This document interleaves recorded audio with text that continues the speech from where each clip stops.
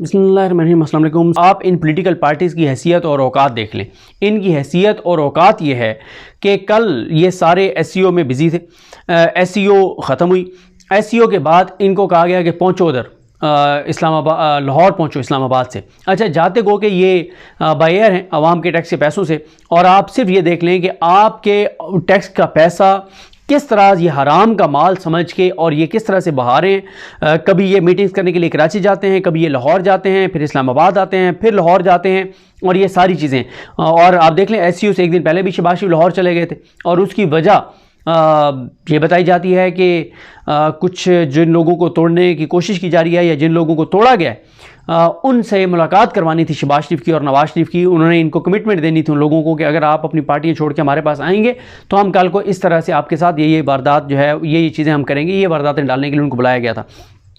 अच्छा, फिर आप कल देख लें एसईओ से फारिग हुए, पहुंच गए लाहौर। लाहौर में मीटिंग थी।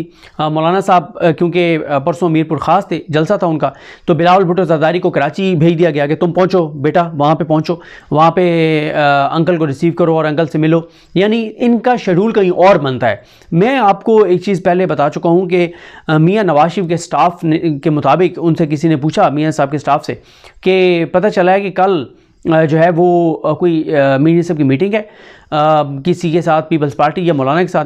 उन्होंने कहा नहीं जी ऐसी कोई बात नहीं है, मियाँ साहब कल सुबह जो है वो रवाना हो जाएंगे लाहौर के लिए।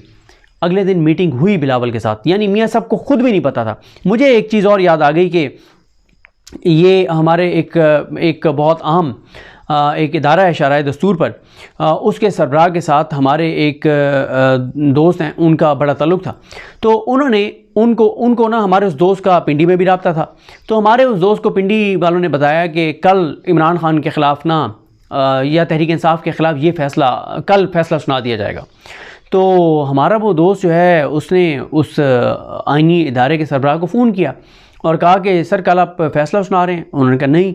उसने कहा सर मुझे तो पता चला कल आप सुना रहे हैं। वो ना उन्होंने उस पर चढ़ाई कर दी हमारे दोस्त पे। कहते हैं क्या यार तुम अजीब बात करते हो, फ़ैसला मैंने सुनाना है, मुझे पता नहीं है, और तुम कह रहे हो ये वो। उन्होंने अच्छी खासी ना उनके साथ ज़रा उनकी तल्ख़ कलामी हो गई। खैर दोस्त ने मुझे कहा कि नहीं जी कल फ़ैसला, पिंडी से तो यही बताया जा रहा है इदारों की जानिब से कि कल फ़ैसला सुना दिया जाएगा, लेकिन उस इदारे के सरबराह से उनको मुझे पता था कि उनका बड़ा ज़ाती ताल्लुक़ है और बहुत अरसे का है। उन्होंने कहा वो कह रहे हैं कोई फ़ैसला नहीं आ रहा। कोई 2.5-3 घंटे गुजरे होंगे, कॉज लिस्ट आ गई कि कल जी फ़ैसला सुनाया जा रहा है। तो अंदाज़ा लगाएं कि यहाँ पे जिन्होंने बेचारों ने फ़ैसले सुनाने हैं उन बेचारों को भी नहीं पता होता कि कल हमने फ़ैसला सुनाना है। और हमारे उस दोस्त की फिर उनके साथ ताल्लुक़ भी ख़त्म हो गया। वो कहते हैं यार ये इंतहाई झूठा आदमी है, घटिया आदमी है, जिस बंदे को ये नहीं पता कि उसने कल फ़ैसला सुनाना है तो उससे क्या ताल्लुक़ रखना। और फिर उनकी नाराज़गी हो गई।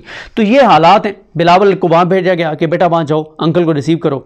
अब आप देखें कि इतने ये इरेलीवेंट। और अच्छा अब मैं आपको एक और चीज़ बता दूं, ये मियाँ नवाज शरीफ के पास ये सारा कुछ क्यों करवाया गया है कि मियाँ नवाज शरीफ के पास वहाँ पे मीटिंग करें और ये वो। मियाँ नवाज शरीफ के पास इसलिए करवाया गया है कि मियाँ नवाज शरीफ ने अपने कुछ तबलचियों के ज़रिए, अपने खुशामदियों के ज़रिए, अपने वो जो उन्होंने पाले हुए हैं कुछ लोग जिनकी वो करते हैं, जो मियाँ साहब आपको पता है परवरिश करते हैं, उनके ज़रिए जी वो एक चलवाया गया कि मियाँ साहब बहुत नाराज़ हैं, मियाँ साहब इन आईनी तरमीम के हक़ में नहीं हैं।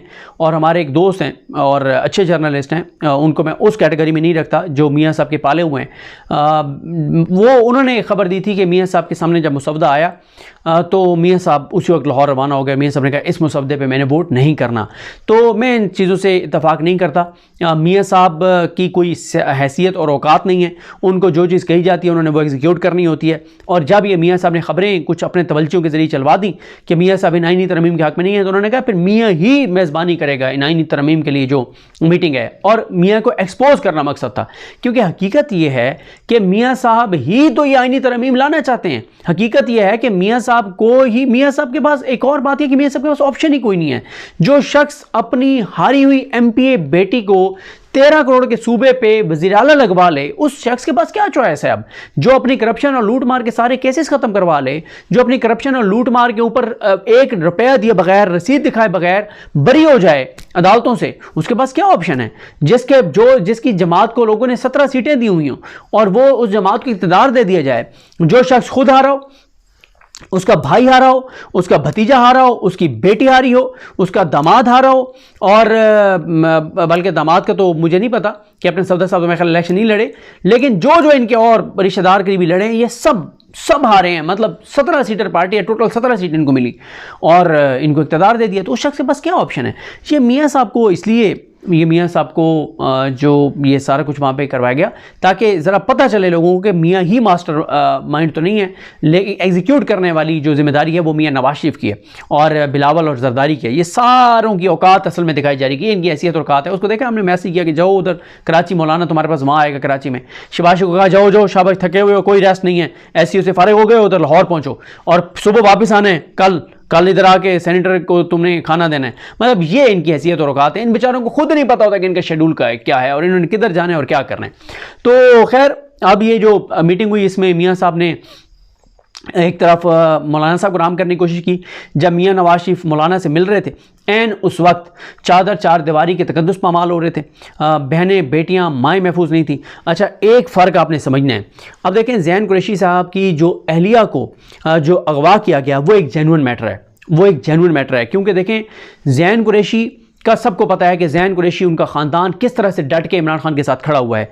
ज़ैन कुरैशी के वालिद शाह महमूद कुरैशी साहब किस तरह से वो नाकर्दा गुनाहों की सज़ा भुगत रहे हैं। और उन्होंने एक जज को कहा, उन्होंने कहा जज साहब मुझे पता है मेरा जुर्म क्या है, आपको भी पता है। और उन्होंने खड़े होकर जज को कहा उधर कोट लखपत में, उन्होंने कहा जज साहब मुझे एक बात बताएं, क्या आपने मरना नहीं है? क्या आपने अल्लाह के पास नहीं जाना?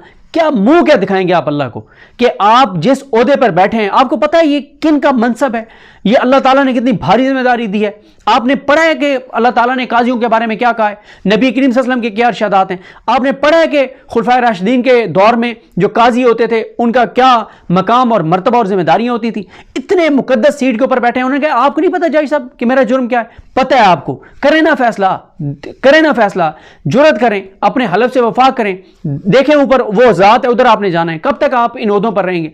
जज के पास कोई जवाब नहीं था, नजरें नहीं पिला रहा था शाह महमूद कुरैशी साहब से। तो ये इनकी ज़ाहिर है, इस वक्त आपको पता ही है पाकिस्तान के अंदर जो निज़ाम चल रहा है। तो शाह महमूद कुरैशी साहब खड़े हुए हैं, उनकी फैमिली खड़ी हुई है, उनकी बेटी मेहर बानो कुरैशी को आपने देखा, उन्होंने यूके में जाके जिस तरह से इमरान खान का मुकदमा लड़ा, टीवी चैनल्स पे आके मुकदमा लड़ती हैं। ज़ैन कुरैशी की आपके सामने, ज़ैन कुरैशी को भी अगवा किया गया था पार्लियामेंट के अंदर से, तो वो ख़ानदान खड़ा हुआ है। इनका मामला जेन्युइन है। अच्छा, इनका मामला जेन्युइन है, लेकिन कुछ और MNAs जो ये तासुर दे रहे हैं कि वो अगवा हो गए हैं या उनकी फैमिलीज़ के साथ ये हो रहा है वो हो रहा है, उनके दावे दुरुस्त नहीं है। भाई ज़ैन कुरैशी की फैमिली को तो पता है ना कि हम किसी सूरत हमने नहीं टूटना और हम नहीं टूट सकते, और तसव्वुर भी नहीं है। तो इसलिए अगर मेहर बानो कुरैशी या मेहर बानो तो खुद MNA नहीं है, लेकिन अगर उनकी फैमिलीज़ या ज़ैन कुरैशी की अहलिया वो अगर एक आम शहरी की तरह आज़ादी के साथ फिर रही थी तो उनका कोई मसला नहीं, क्योंकि उनके टूटने का तसव्वुर भी नहीं है। मसला उनका है जो पहले ही कमज़ोर विकेट के ऊपर हैं, वो अगर अपने घर में बैठे हैं और वहाँ से कहते हैं हम अगवा हो गए, तो ये बहरहाल चीज़ जो है वो हज़म होने वाली नहीं है। तो एक तरफ ये मुलाकात हो रही थी, दूसरी तरफ चादर चार दीवारी के तकद्दुस पामाल हो रहे थे, छापे, अगवा, और वो अख्तर मेंगल साहब का भी आपने सुन लिया कि वो जो बता रहे हैं। अब आ जाए इस बात पर कि, और एक इसमें सबक है कि देखें ज़ैन कुरैशी की अहलिया को अगवा किया गया और दो उनकी बेटियां हैं। आपने बड़ा तकलीफ दे उनका पैगाम था जुर्रत वाला, बहादुरी वाला, आंख में कोई खौफ नहीं था, कोई आसार टूटे हुए नहीं थे। मेहर बानो कुरैशी के इंतहाई जुर्रत के साथ उसने जब बयान दिया, फिर आपने देखा क्या हुआ, पूरा पाकिस्तान शाह महमूद कुरैशी की फैमिली के साथ खड़ा हो गया, पूरा पाकिस्तान मेहर बानो के साथ खड़ा हो गया, पूरा पाकिस्तान ज़ैन कुरैशी और उनकी अहलिया के साथ खड़ा हो गया, इस खानदान के साथ खड़ा हो गया।